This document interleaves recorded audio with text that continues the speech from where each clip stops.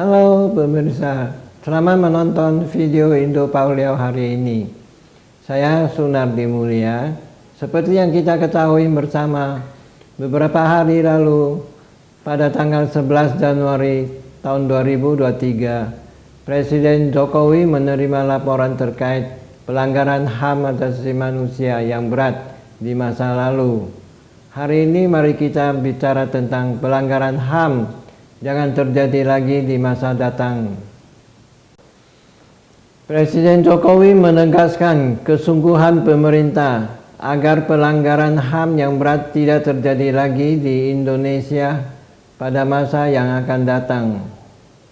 Hal tersebut disampaikan usai menerima laporan tim penyelesaian non-judicial pelanggaran HAM asasi manusia yang berat masa lalu di Istana Merdeka, Jakarta pada Rabu tanggal 11 Januari 2023 yang dibentuk melalui keputusan Presiden nomor 117 tanggal 26 Agustus tahun 2022. Tim penyelesaian non-judicial PPH masa lalu memberikan 11 rekomendasi kepada Presiden Jokowi terkait penyelesaian HAM berat, yaitu pertama, menyampaikan pengakuan dan penyesalan atas terjadinya pelanggaran HAM yang berat masa lalu. Kedua, melakukan tindakan penyusunan ulang sejarah dan rumusan peristiwa sebagai narasi sejarah versi resmi negara yang berimbang seraya mempertimbangkan hak-hak asasi pihak-pihak yang telah menjadi korban peristiwa. Ketiga, memulihkan hak-hak para korban atas peristiwa pelanggaran HAM yang berat lainnya yang tidak masuk dalam cakupan mandat tim PPHAM. Melakukan pendataan kembali korban.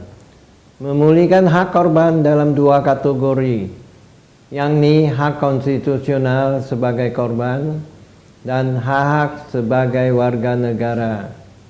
Keenam, memperkuat penyelesaian kewajiban negara terhadap pemulihan korban secara spesifik pada satu sisi dan penguatan perhatian bangsa secara lebih luas pada sisi lainnya.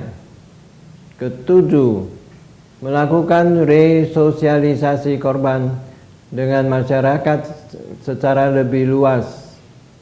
8. Membuat kebijakan negara untuk menjamin ketidakberulangan peristiwa pelanggaran HAM yang berat. 9. Membangun memorabilia atau peristiwa yang patut dikenang yang berbasis pada dokumen sejarah yang memadai serta bersifat peringatan agar kejadian serupa tidak akan terjadi lagi di masa depan. 10. Melakukan upaya pelembagaan dan instrumentasi HAM, meliputi ratifikasi beberapa instrumen HAM internasional, amandemen peraturan perundang-undangan, dan pengesahan undang-undang baru. 11. Membangun mekanisme untuk menjalankan dan mengawasi berjalannya rekomendasi yang disampaikan oleh tim PPHAM. Sejauh ini, Presiden Jokowi sudah mengakui terjadinya 12 kasus pelanggaran HAM berat yang terjadi di masa lalu berdasarkan laporan tim PPHAM, yaitu ke-1, peristiwa 1965 sampai 1966. Kedua, peristiwa penembakan misterius 1982 sampai 1985. Ketiga, peristiwa Talang Sari, Lampung pada tahun 1989. Keempat, peristiwa Rumo, Geodong, dan Pos Satis di Aceh pada tahun 1989. Kelima, peristiwa penghilangan orang secara paksa pada tahun 1997 dan 1998. Keenam, peristiwa kerusuhan Mei 1998. 7. Peristiwa Trisakti dan Semanggi 1 dan 2 1998 dan 99. 8. Peristiwa pembunuhan Dukun Santet 1998 dan 99. 9. Peristiwa Simpang KKA di Aceh tahun 1999. 10. Peristiwa Wasior di Papua 2001 dan 2002.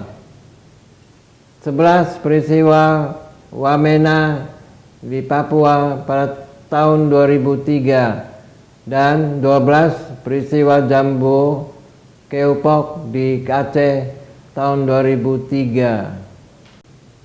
Presiden Jokowi mengatakan pemerintah berusaha untuk memulihkan hak-hak para korban secara adil dan bijaksana tanpa menegasikan atau menghapuskan penyelesaian judisial.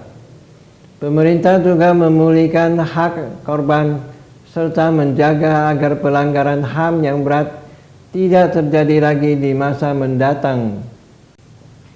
Wakil Ketua Tim PP HAM berat masa lalu, Ifthal Kasim, mengatakan ada beberapa aspek pemulihan hak yang akan diberikan pemerintah. Kesatu, kompensasi yang lebih banyak mengarah kepada ganti rugi finansial atau non-finansial.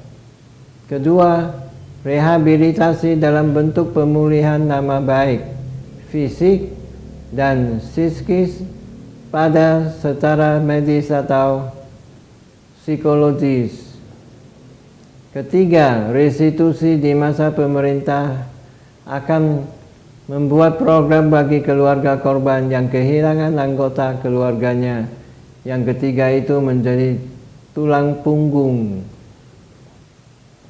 Keempat, pemerintah bakal membangun monumen memorialisasi atau tugu peringatan atau museum pelanggaran HAM sebagai bentuk pengakuan atas peristiwa tersebut dan mencegah pelanggaran HAM terjadi lagi ke depan. Kelima, pemerintah akan mengkoreksi pelajaran sejarah yang ada dan dinilai keliru.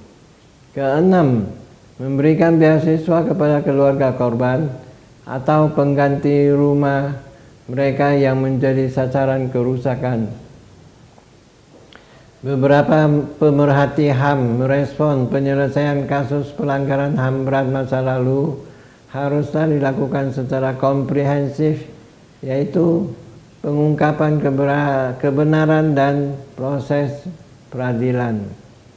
Proses rekonsiliasi atau non-judisial yang sudah beberapa kali dilakukan oleh pemerintah harus berdasarkan fakta atau pengungkapan kebenaran terlebih dahulu. Tanpa pengungkapan kebenaran atau rekonsiliasi atau proses non-judisial lainnya hanya akan menjadi cek kosong atau sarana impunitas atau nir pidana bagi pelaku pelanggaran HAM berat di masa lalu. Selain itu, pengakuan belaka tanpa upaya pengadilan mereka yang bertanggung jawab atas pelanggaran HAM masa lalu hanya akan menambah luka korban dan keluarganya. Setiap ungkapan penyesalan juga harus mencakup penegasan kembali bahwa kejahatan berat di masa lalu perlu diselesaikan dengan benar dan adil melalui jalur hukum. Sekian untuk berita hari ini. Terima kasih sudah menonton video Indio Pauliau hari ini. Saya Sunardi Mulia. Silakan like dan subscribe sekali. Tidak perlu untuk klik 2 kali. Dukung terus channel Indo Pauliau untuk mencapai 1000 subscriber. Bagikan atau share ke teman-teman Anda dan tinggalkan pesan di kolom komentar. Sampai berjumpa lagi.